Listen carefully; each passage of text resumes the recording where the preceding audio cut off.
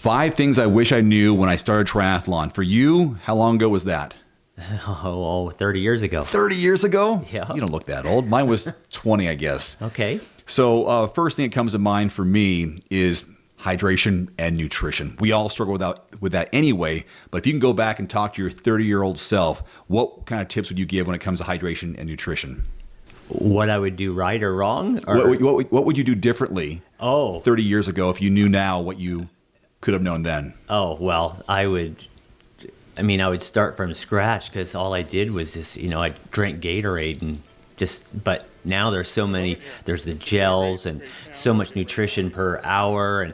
And I didn't do any of that when I first started. When I first started, it was, I had no clue. I didn't have a coach. I just got on my bike and rode with my buddies. We can get away with that in the sprint distances. You can. And maybe you'll probably bonk out on the Olympics. On the Olympic, if you haven't taken some nutrition, I would say you would probably bonk. Of course, halves and fulls are a big different beast altogether. It's all science there. It's you got to know exactly what your body's going to be able to take in, what kind of interval you're going to be taking fuel in, how many calories you're going to take in per, say, every 15 to 30 minutes. That's a whole different part of the triathlon. Now, also, as I'm learning even now, is the pre-fueling before a race. Okay. If you go half Ironmans, for example, on how much you need to fuel up before you even get to the race. Like the night before? Night before and morning of, yeah. and the hours ahead of time. So what would be generally for you, how do you approach the morning of a half? Well, now what I'm doing is I'll normally eat a waffle stinger, something small, and then I'll drink Ensure. And it's got enough calories. It gets into your system fast, and you don't have a bunch of fuel in your stomach trying to digest, like a bagel, or some people eat oatmeal. I don't like doing it. I used to, but I think I get more of a benefit out of having that quick liquid fuel in me. What were some early mistakes you made in? We'll go pre-fueling first. I remember one race I did, and I this is embarrassing because it wasn't that long ago. We had driven to a race, and I was starving hungry, and my wife had a Kind bar, and Kind bars have a lot of nuts and fruits in them. Well, I downed that thing, and it was an Olympic distance, and oh my goodness, that tore me to pieces. Did you hit the porta potty? Is that what happened, or cramps? I got done, and after that, it was cramp city. I mean, I was hiding in the bathroom through awards. My people came to find me. It was bad. So no nuts and roughage. No. Wow. It was terrible. What do you see are some common mistakes people make when it comes to their nutrition? I think some people go overboard.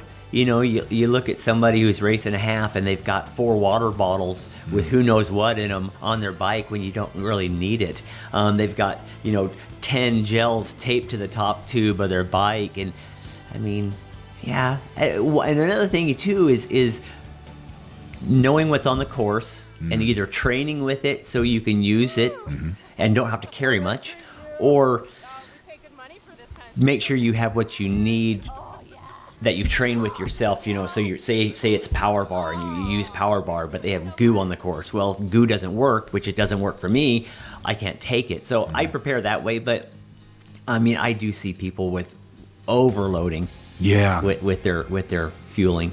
One thing I think about with the bottles is that it's a lot of extra weight. Oh, yeah. And you've got, in the school of half Ironman distances, you've got rest aid stations every 10 miles. Right. Yeah. So they have what you need. Yeah. And one thing I will bring up, and it was something I learned, and it had to do with setting up maybe my bike system and nutrition. I had put my fueling liquids in my Aero bottle, and coming out of transition, my front wheel caught, and I dropped my bike. Well, my fueling just all gushed out of my Aero bottle, because there's no lid on it, because they're used just to keep filling up. So that was an error I made and something I learned from. So now any of my nutrition that is a liquid nutrition that I'm using to drink off of. It's in a down tube bottle. It's not my Aero bottle. So I did learn that the hard way too. And one thing I used to do where I taped the goos or the power gels, whatever, on the top tube, littering can be a problem. Yeah. Also, if you tear those off, you can cut your leg on some of those hard edges of the wrapper. Right. Yeah. If you're not careful. And it's constant rubbing if it's sticking out over the edge, and you got your knees tight to the. I can see that. And I've seen people do this, and I'll never do it again. Is they break apart their power bars, which power bars, digesting, maybe it's different for everybody. Yeah. But those can get super hard, or they can get super soft, and they stick together. Yep. Yeah. The more you can get one giant clump.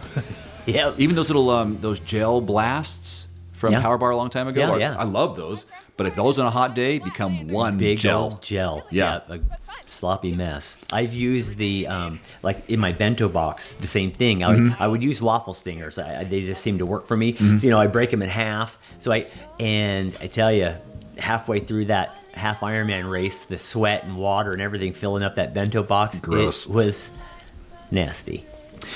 Training plan and being organized. How about that for when you were younger?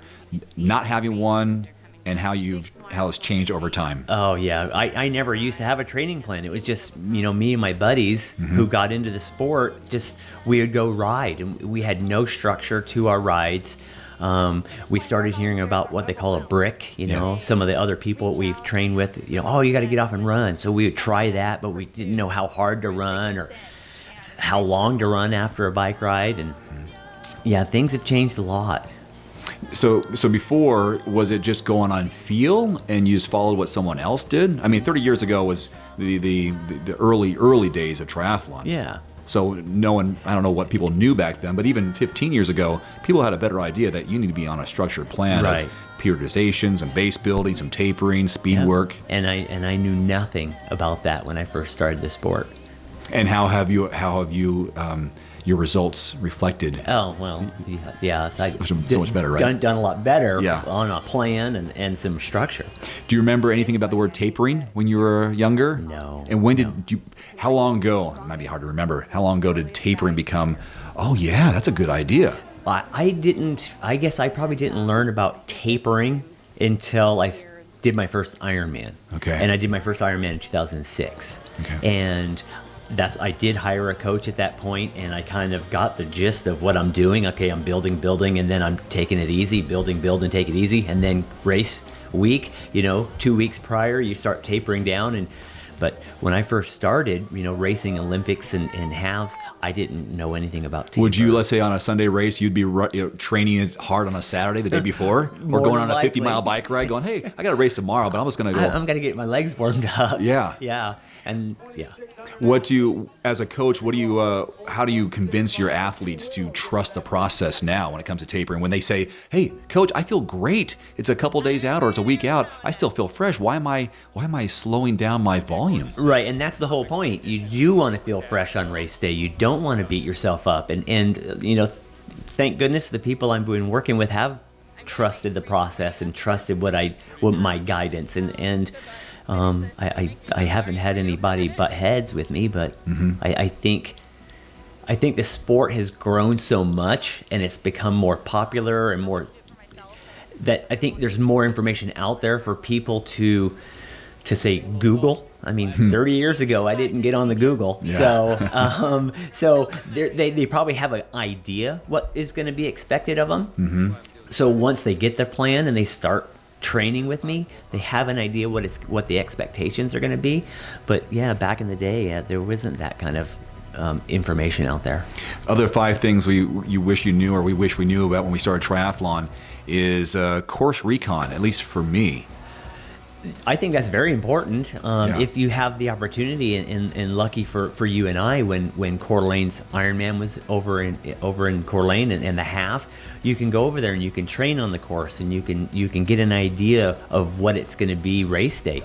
But if you have the opportunity to show up at a race a few days early and check out the course, that's I think a plus. I think it was with us. We went to Lake Stevens years ago and drove the bike course which is tedious when you're talking about 50 some miles of driving the course. It was helpful based on the terrain of Western Washington Yes. to know where some of the hills were, how windy it was, Yep. some of the downhill descents.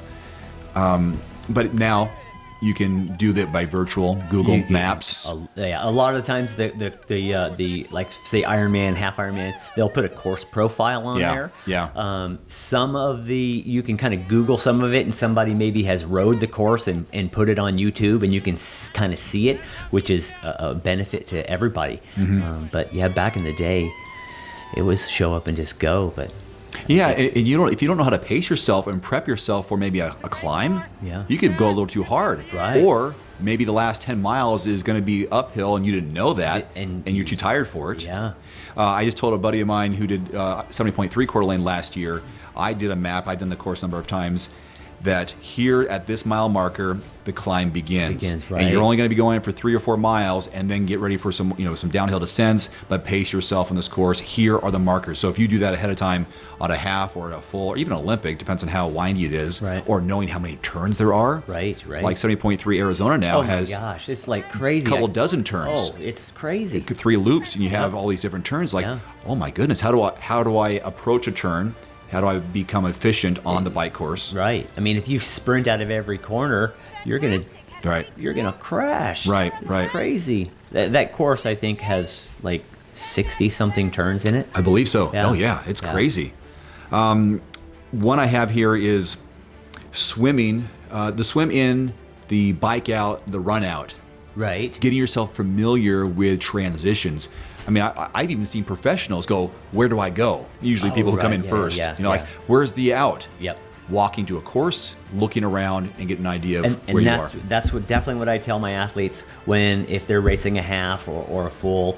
I mean, obviously even Olympic, that when they go rack their bike, they need to go over and start where the swim entrance is. So you can kind of get an idea what you're going to be running out of the water, where it is. Then you're going to look at transition, where your gear bags are at. Yes. Come out knowing, okay, this is where the wetsuit pullers are going to be. Over here is going to be where your transition bags are. Walk past those, go into the changing tent, walk back out, walk to your bike.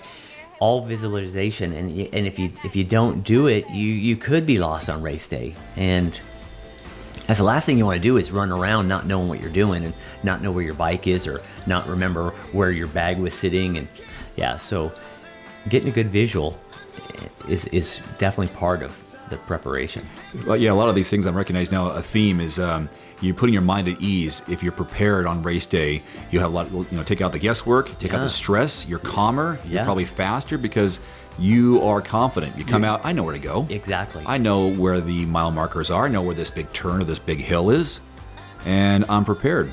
Last one I have, I was thinking when I first started, is how hard I trained and the pacing of that training. So instead of going 3 hard days of cycling, oh no, I don't need to go 3 hard days of cycling or 3 hard days of running. I don't need to go all out for fear of burnout. Did you go too hard and early, or was it fun? Yeah. Did you?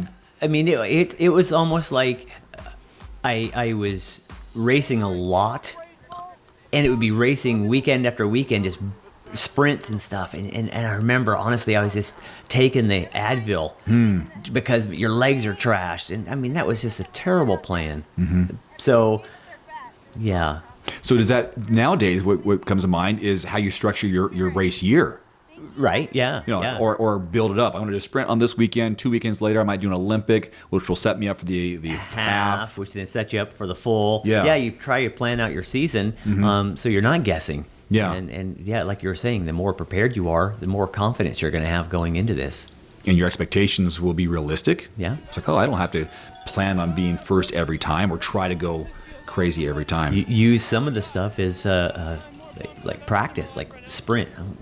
Yeah. You're an Ironman athlete. You're not a sprint athlete, but Yeah. still use that to work on your transitions and so yeah.